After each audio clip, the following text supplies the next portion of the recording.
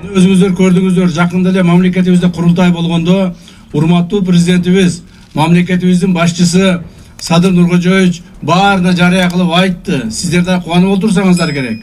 Сиздердин алган айлыгыңыздар 1 апрелден баштап 100% көтөрүлө турган болду.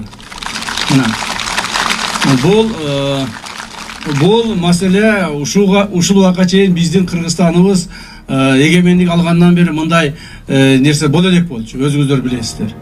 Сиздер эле эмес, мугалимдерибизди кошуп туруп, мугалимдерибиз эң көп мугалимдерибиз мамлекетибизде, эң көп жумушчулар болгон, кызматкерлер болгон биздин медиктерибиз мамлекетибизде көпсүздөр. Ошол көптүгүнө карабай, санына карабастан ар бириңиздердин алган айлыгыңыздарды 2 эсеге көбөйтүп берүү үчүн президентибиз ушинтип тапшырманы койду алдыбызга.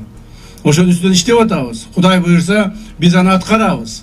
1 апрелден баштап сиздин айлыгыңыздар 2 эсеге көтөрүлөт. Демек, бул биздин ушул нерсени карап атканда да мен бир окуяны айтып коеюн. Ушул нерсени карап атканда ар түрдүү кеңештер болду, сунуштар болду. Бириси 30%га көтөрөйлү дейт, бириси 50%га көтөрөйлү дейт, бириси кайра келип 40%га көтөрөйлү дейт. Ошондо президентибиз айтты. Биз кыйналсак да, кысталсак дагы ушул ак халатчандардын эмгегин эч баалай албай атабыз. Бир баалайлычы кой 100%га көтөрүлгү деп тапшырма берди. Бул деген сиздер үчүн аз да болсо көрүлгөн камкордук, урматтуу ак халатчандар. Силердин эмгегиңерди баалагандык. Мамлекет башчыбыз силердин кылган эмгегиңерди баалап олтурат. Эч унуткан жок сиздерди.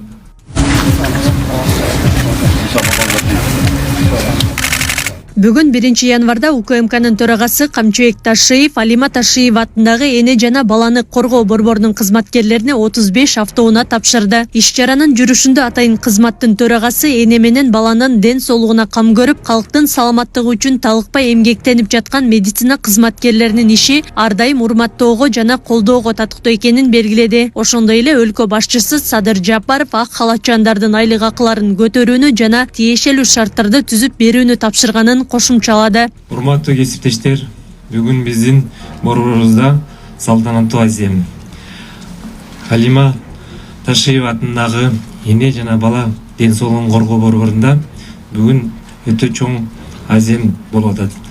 Эмесе Кыргыз Республикасынын улуттук коопсуздук мамлекеттик кызматынын башчысы Ташиев Камчыбек Кадышаевичке сөз берели. Саламатсыздарбы, урматтуу ак халатчандар, урматтуу жергиликтүү бийлик органдарынын жетекчилери, баарыңыздарды мына бүгүн кирип келген жаңы 2026 жылыңыздар менен куттуктайм. Жаңы жылыбыз жакшылыктын жылы болсун.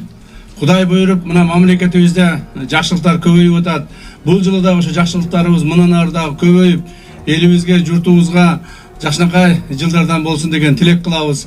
Кудай буйрса, мына кече жаңы жылды жакшылап тосуп алдык, эски жылды узаттык. Жергиликтүү бийлик органдары, укук коргоо органдары, коопсуздук органдары, ошол бардык жерлерде, мамлекетибиздин бардык булуң бурчтарында ошол тартипти сактап, мамлекетибизде жаңы жыл жакшы келди деген ойдобуз. Урматтуу ак халатчандар, урматтуу ага эжекелер, эми сиздер боюнча айтарым, биз ушу бүгүн эртеңден баштап кызматта жүрүп, ошол кызмат кийим менен келип калдым, капа болбойсуздар. Өзү сиздерге мындай жөнөкөй эле граждандык эле кийинип келиш керек болчу. Мен ушундай азыр кызматтан келатып эле ушу силерге кирип калдым. Ошону түшүндүрүп айтып коеюн, а эмне бизге мындай военный болуп кийинип келип алып бизди камайт бекен деп коркуп жүрбөгүлө дагы. Урматтуу эжекелер, тамаша, баарыңыздарга мына мен айтаргандай көп эле сөз айтайын деген оюм жок, бирок сиздердин кылган эмгегиңиздерге биз таазим кылабыз. Сиздер биздин урматтуу ак халатчандар, элибиздин, журтубуздун ден соолугу үчүн, балдарыбыздын келечеги үчүн, балдарыбыздын ушул жерде ден соолукта болуп төрөлүп, андан кийин бир аз кырсыктаган балдарыбызды ушундай жанагы лечение кыла турган, дарылай турган сиздерсиздер. Кудай сактасын, капыстан бир ооруп кала турган болсок, силерге чуркап келебиз. Биз жаныбыз сактап калгыла. биздин ушул ооруп аткан жерибизди сакайткыла деп сиздерге жалбырып суранабыз. Демек, биз дагы сиздерге ошол өзүбүздүн кызматыбызды көрсөтүшүбүз керек. Мына өзүңүздөр көрдүңүздөр, жакында эле мамлекетибизде курултай болгондо урматтуу президентибиз, мамлекетибиздин башчысы Садыр Нуркожоевич баарына жарыя кылып айтты. Сиздер да кубанып олтурсаңыздар керек. Сиздердин алган айлыгыңыздар 1 апрелден баштап 100% көтөрүлө турган болду. Мына.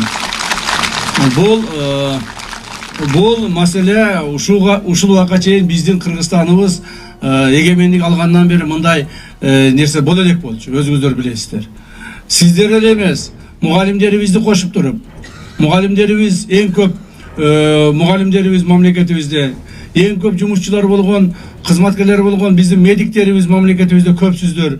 Ошол көптүгүнө карабай, санына карабастан ар бириңиздердин алган айлыгыңыздарды 2 эсеге көбөйтүп берүү үчүн президентибиз ушул тапшырманы койду алдыбызга.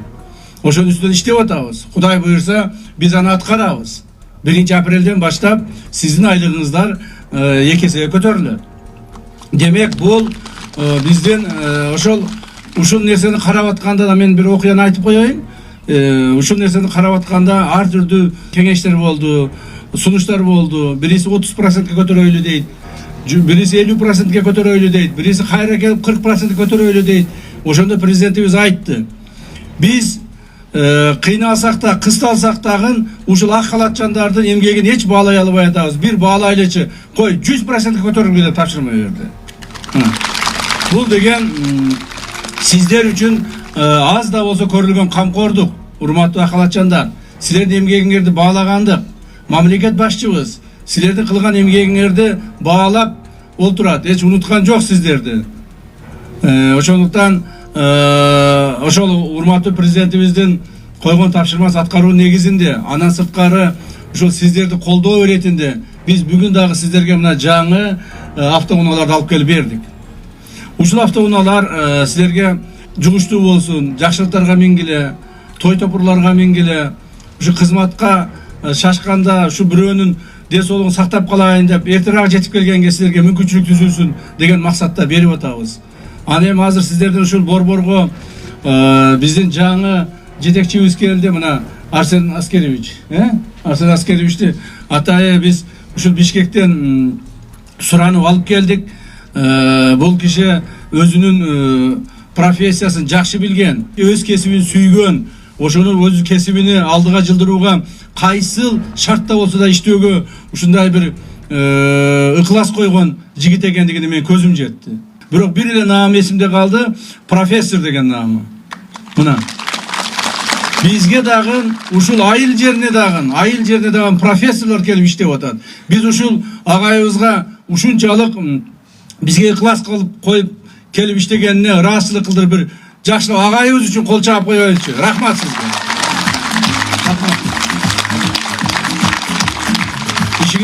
Ишиңизде ийгилик болсун. Мына биздин ушундай патриот жигиттерибиз мамлекетибиздин кайсы бурчуна болсо да барып иштеп турганга мүмкүнчүлүк түзүлсүн. Жаңы жылдык белектерибизди бирден ала турган ээлерин чакыралы. Биринчи Дозалиев Азиз, Мурзаева Фарангиз, Жутанова Нурмира,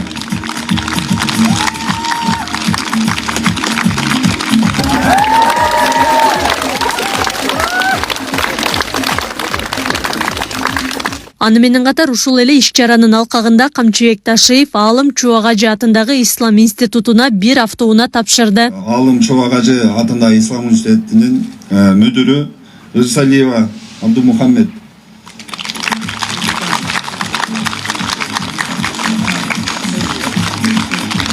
Сыйлыгыңыздар куттуу болсун. Сыйлык алгандардын баары бул жакта окшойт. Бул жакты карап эле сүйлөй беремби? Силерди карабай койсом капа болбойсуңарбы? Сыйлыгыңыздар куттуу болсун. Ден соолуктуу болуңуздар, жакшылыктарга миниңиздер. Биз ыраазычылык менен ушул силерге пайдасы тийсин деп аракет кылып атабыз. Ошол эми талап бар. Муну дагы айтып коеюн, урматтуу ак халатчандар. Ушул алган сыйлыгыңардан кийин кетип калбагыла да. Мындан жакшы жер таппайсыңар. Айтып коеюн. көбүрөөк иштегиле, көбүрөөк ушул жерде кызмат кылгыла. Келген адам, ушул жерге келген адамдар ыраазы болуп кетсинчи, рахматын айтып, Алла Таалага ыраазычылыгын билдирип, ошо Кудайым ушерге бизге жеткизгенге шүгүр деп, ушул сиздерге рахматын айтып кетсин. Сыйлыгыңыздар куттуу болсун. Камчыбек Ташиев 1 январдан тартып Кыргызстанда коррупцияга каршы күрөш дагы күчөтүлөрүн айтып, дарыгерлерди бейтаптардан мыйзамсыз акча талап кылбоого, кесиптик этиканы сактап, элге таза жана ак ниет менен кызмат кылууга чакырды. Ар дайым колубуздан келишинче силерге жакшылыктарды каалайбыз. Şu işingerde ийгилик болсун. Bir чоң сураныч бар силерден. Мен айтып кеттим эле, дагы бир жолу айтканга азыр мажбур болуп атамын. Айтып коеюн эми, ушу мүмкүнчүлүк келип калды. Ушу 1 январдан баштап биз мамлекетибиздин бардык булуң бурчтарында коррупциялык элементтерге каршы күрөштү күчөтөбүз. Бүгүндөн баштап. Ошондуктан силерден сураныч, урматтуу калачандар, силер ушул илдетке кабылып калбасаңыздар экен, силер ушул илдетке илешип калбасаңыздар экен деп мен силерден суранып, үмүт кылып айтып кетемин. Этият болуңуздар. Мен ойлоймун, бул борбордо андай нерсе жок болуш керек деп. Ошондой нерсе болбосун деп бүт күч аракетибизди жумшап атабыз.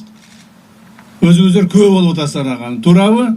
Ошондуктан ушул маселени эсиңиздерге түйүп алыңыздар деп дагы бир жолу эскертип айтып коюп атам. Коркутуп айткан жокмун силерден. Макулбу? Суранып айтып атам. Борбордун кызматкерлери мамлекет тарабынан көрсөтүлүп жаткан колдоону ыраазычылык менен кабыл алып, жетекчиликтин камкордугу, кызматка болгон жоопкерчиликти дагы арттырарын белгилешти. Жаңырып келген жылдын 1-күнүндө биз аябай чоң белек алдык. Бул белекти биз мындай сыймыктануу менен алып Кыдыршаевичтин колунан. Бунун артында аябай чоң жоопкерчиликти сезебиз. Биз акалачандар күнү түнү уйку дебей, эме дебей, проблема дебей ушул эме келип туруп, ошо аялдарга жардам берип колубуздан келишинче карап келебиз. Буюрса мындан дагы мындай эмени алгандан кийин, белекти алгандан кийин дагы көбүрөөк жоопкерчиликке карайбыз. Буюрса ишеничин актайбыз. Камчыбек Кыдыршаевичтин баарыңыздарга чоң рахмат. Мындан бияғы дагы жакшы күч берди. Бул биз дагы иштейбиз, Кудай кааласа. Биз эми бул үйүбүз эле болуп калды, экинчи үйүбүз. Иштегенибиз Кудай кааласа 7 ай болуп калды. Мындан бияқы дагы эми ден соолук берсе, пенсияга чейин иштейм деген үмүт бар. Биринчи ушул президентибизге рахмат, ушул биз эме кылган ушул Камчыбек Кыдыршаевич генералыбызга рахмат, чоң ийгиликтер, ден соолук каалайбыз. Белгилей кетсек, жаңы жыл күнү аталган эне жана баланы коргоо борборунда 20 ымыркай төрөлгөн. Анын 12си кыз болсо, 8 уул жарык дүйнөгө келген. Эске салсак, Кыргызстанда жаңы жылдык майрамдарга карата эс алуу күнү болуп жаткандыгына карабастан, министрлер кабинетинин төрагасынын орун басары УКМК төрагасы Камчыбек Ташиев иш сапар менен аймактарды кыдырууда. Аклай Карабаева, Шайырбек Зайырбек уулу, Регион.